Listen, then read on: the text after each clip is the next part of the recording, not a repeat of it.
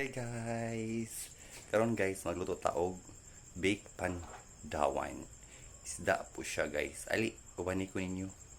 Ayan, nakaready na po yung ating isda po guys. Ayan po yung ating isda na pandawan. Tapos yung ating lamas na luya, kamatis, ahos, bombay, og sili at sal. Tapos isang kalamansi. Ato na sana siyang i-marinate guys. Dali.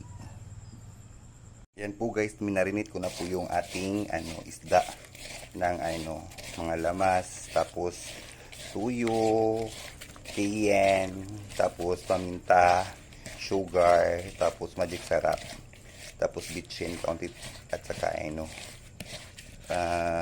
paprika. Ayan. Ayan, i-marinate lang po natin siya ng mga 30 minutes po guys. Para manutsuot po yung lasa. And after 30 minutes po guys na mag-marinate, nilagay ko na po siya sa baking pan para ipasok na po siya sa oven. Eli, mag-start na tag-oven guys. Ubani ko ninyo. Yan na po yung itsura ng ating bake na pandawan. Ayan po guys. Ayan, luto na po yung ating bake na pandawan. Ang sarap niyan po guys. Ali, mga unata. Thank you so much for watching guys. Bye bye. God bless us all.